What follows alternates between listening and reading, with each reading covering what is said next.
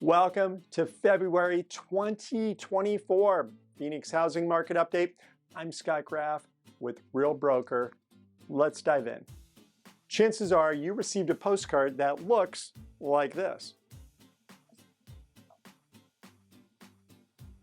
Okay, there's a few data points that I'd like to hit this month. 3 in particular. It's February, we're right into the year, so these data points are definitely different month over month because we came out of December into January, now in February. So the number of closings, we're sitting at 7,647 closings. And what's important about that number is that we are about even from last year, but month over month, we're up considerably. That's because last month's closings reflected December's activity. December's activity, notoriously in Phoenix, is down, just like it was this year. The average sales price in the Phoenix metropolitan area is sitting right at $562,000. Now, certainly that's up just shy of $100,000 year over year, okay? But if you compare month over month, we're about even. We're getting into a more balanced market. We're just seeing micro movements throughout the valley, but there are micro movements throughout the valley. So this is Phoenix Metro as a whole. The listing success rate is now back up to 90%. That means of the homes that go on the market, roughly 90% of them do sell. If they're priced right, they're in good condition, they're presented properly. There's a whole plethora of things that go into that. So there you have it. We are in what's called a balanced market, meaning it's not totally leaning towards sellers or buyers. It's more right there hovering around balanced. Now, again, we live in a big metropolitan city, so there's a bunch of little micro markets within, a lot of cities, a lot of neighborhoods, a lot of areas, etc. We publish hyper-local content daily, and there's a few key articles that I'd like to bring attention to in this video. One article this month was Maximizing Profits and Minimizing Risks, a guide to smart real estate investing. Now, the article opens up beautifully. Real estate has consistently stood out as a reliable avenue for wealth creation in a vast landscape of investment opportunities. So this has always been true.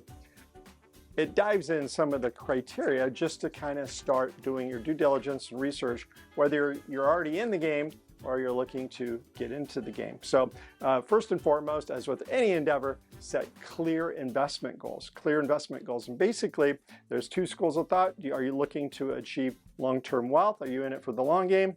Or are you looking to make an investment for quicker returns, more passive income? And there's different types of property that will yield those two different things. Market research and analysis, of course, always, no matter what. Financing has become key and strategic, especially for investors nowadays with rates rising and sometimes a not so favorable environment for investors right now, at least for financing as it was years ago. Property selection, again, there's different opportunities and different types of property types. Due diligence is important no matter what, whether you're buying it for your personal property or an investment. And then, of course, having an overarching strategy specific to what you're looking to do. So this article goes into 3 or 4 more kind of just key things that bring attention to what's important when investing in that next property for the purposes for investment. Next article, condo living trends and investments. Now, this is a national article, but condominium living is hot. This specifically talks about the increasing number of residential towers across the nation. Condominium units require little maintenance and have built-in provisions such as utilities, cable, and internet, and it always revolves around convenience. Now, I've mentioned in previous videos, when you're buying a condominium, there are on-site amenities, swimming pool, concierge, in some buildings, gated community, common area maintenance, etc. And then there's off-site amenities in other places across the nation. That's a really big deal. In Phoenix, we basically have, well, we have a lot of micro areas again, but Scottsdale, Phoenix, Tempe has a robust off-site amenity package, if you will, where you can walk out your front door and jump on your bike, go for a walk with your dog down to the local coffee shop. So offsite's really important. We don't really have walkability scores here, but it would tie into, offsite would tie into walkability scores. So condo living trends. If you're interested in a condominium, this is a good article to read. Interesting article. Here's where Phoenix renters get the most and least space for their money. So it was always broken down this way. However, it has been the last couple of years now, I'd say year and a half to 2 years, where rents have increased, and it's been more about what do you get for that rent. So as an example, a monthly budget of $1,700 per month in the zip code, in a downtown Phoenix zip code, yields you 658 square feet. Now, whether that's a one bedroom or a studio, there's lots of studios now on the market. That is one of the highest rates right now, 1,700 for 658 square feet. And then it did a compare contrast to some of the other areas, including Ahwatukee in 85048. The same $1,700 per month actually yields you about 300 more square feet. So just an interesting compare contrast with the different areas and what it costs to rent right now in the Phoenix metropolitan area. 4 essential tips for first-time home buyers in 2024. Well, one thing that's always been advantageous, if someone has the stomach for it, the wallet for it, and the vision, is opting for a fixer-upper. Fixer-uppers are a ton of fun, but they aren't for the faint of heart. I've been involved in a few. So the reason why fixer-uppers are an enormous opportunity for a first-time buyer is that there's less competition for them. A lot of people want turnkey homes, hence brand new homes are always the most attractive. And some people don't have the vision, the pocketbook, or the stomach to do a fixer-upper, and that's okay.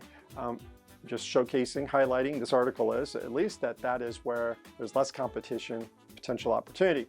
Of course, first-time home buyer, always determine your budget and get pre-approved for a mortgage. Getting pre-approved for your mortgage is a critical step, not just to give you that letter, a pre-approval letter, but to understand your options and maybe what you need to do to save up additional down payment, what different mortgage options there are, etc. If there's gift money involved, if you need to raise your credit score, etc. Right now, huge, the next highlight was buy down interest rates with seller concessions. One of the most attractive things happening in the Phoenix market right now, the builders are so competitive.